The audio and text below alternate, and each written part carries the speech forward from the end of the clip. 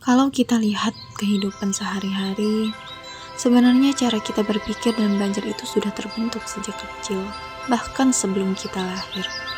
Apalagi di Indonesia yang penuh budaya ini, di mana setiap anak tumbuh dalam lingkungan yang punya nilai, simbol, dan tradisinya masing-masing.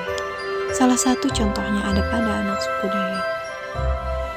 Pada perkembangan kognitif berdasarkan teori Piaget, adalah proses bagaimana anak membangun cara berpikirnya melalui pengalaman langsung sejak bayi sampai dewasa.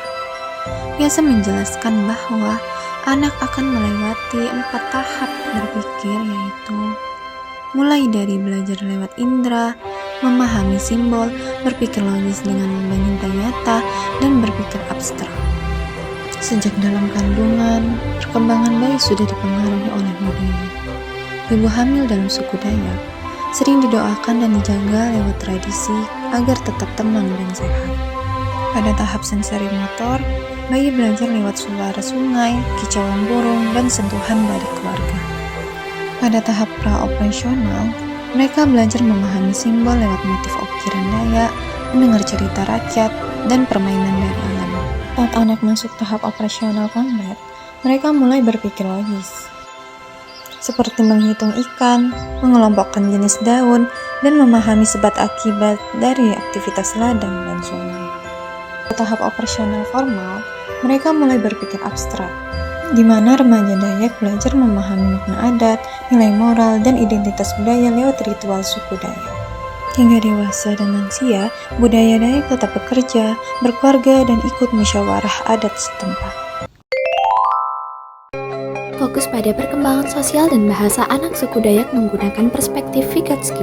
Vygotsky menekankan pembelajaran dalam interaksi sosial. Ini terlihat dalam konsep kuncinya Zone of Proximal Development. CPD adalah jarak antara kemampuan anak sendiri dan apa yang bisa ia capai dengan bantuan orang dewasa atau tetua, disebut sebagai scaffolding. Scaffolding adalah dukungan sementara yang krusial saat anak Dayak belajar keterampilan hidup di hutan. Contohnya saat anak Dayak belajar berburu atau memasang jerat. Awalnya tetua memandu anak langkah demi langkah, seiring waktu dukungan berkurang dan anak mandiri. Interaksi ini mentransmisikan nilai konservasi, kearifan lokal, dan bahasa Dayak. Erik Erikson menjelaskan bahwa perkembangan manusia melalui 8 tahap psikososial, mulai dari tahap kepercayaan dan tidak percaya, tahap inisiatif dan rasa bersalah, tahap identitas dan kebingungan peran, serta tahap produktivitas dan integritas. Dalam konteks suku Dayak, anak-anak dan remaja Dayak mulai diperkenalkan pada kehidupan adat secara lebih mendalam. Mereka diikutsertakan seperti kegiatan gawai, belajar tarian kuda, dan juga mengikuti ritual penyambutan tamu adat hingga mencoba untuk berburu tradisional. Ini semua diajarkan untuk mengenalkan identitas budaya mereka dan juga tanggung jawab serta kebersamaan dengan lingkungan sosialnya. Bagaimana sih perkembangan moral suku Dayak? Di tengah hutan Borneo yang megah, suku Dayak hidup dengan satu pegangan. Adat adalah nafas kehidupan. Sejak kecil, anak-anak Dayak diajari membedakan benar dan salah lewat cerita leluhur, aturan kampung, dan kebiasaan saling menolong.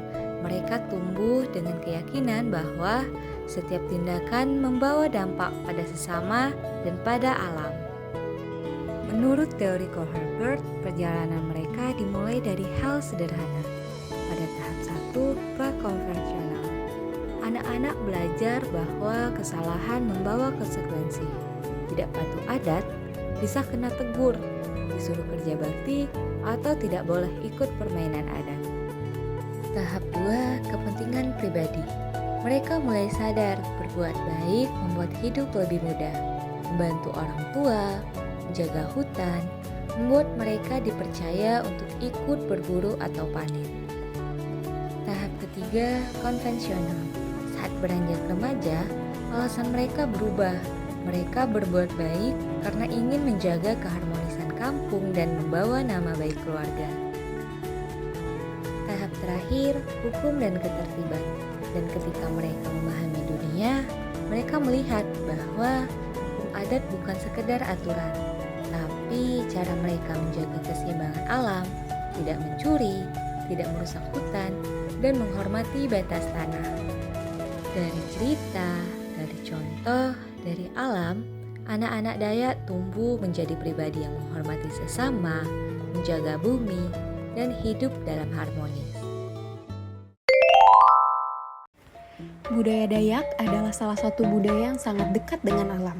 Bagi mereka, lingkungan menjadi ruang pertama tempat anak belajar dan bertumbuh. Rumah betang, rumah panjang yang dihuni banyak keluarga menjadi pusat kehidupan. Disinilah anak-anak mengenal kebersamaan sejak dini. Mereka tumbuh dalam suasana hangat, penuh interaksi, dan penuh nilai-nilai kekeluargaan. Pola asuh Dayak bersifat kolektif. Anak dibimbing bukan hanya oleh orang tua, tetapi juga keluarga besar dan para tetua adat. Anak-anak belajar melalui contoh, melihat bagaimana orang dewasa berbicara, bersikap, dan menjaga hubungan satu sama lain. Kegiatan seperti gotong royong, bekerja di ladang, atau mengikuti tradisi adat membangun rasa kebersamaan dan solidaritas. Hutan, sungai, dan ladang menjadi ruang bermain sekaligus ruang belajar alami yang membentuk motorik dan rasa ingin tahu anak. Dari aktivitas sehari-hari, anak-anak bertumbuh menjadi pribadi yang mandiri, aktif, dan dekat dengan alam. Interaksi dengan komunitas yang luas membuat mereka memiliki kemampuan sosial yang baik seperti rasa empati yang kuat, dan pada akhirnya, pola asuh dan lingkungan budaya Dayak membentuk anak-anak menjadi pribadi yang percaya diri, penuh tanggung jawab, dan terikat pada nilai-nilai kehidupan yang bermakna.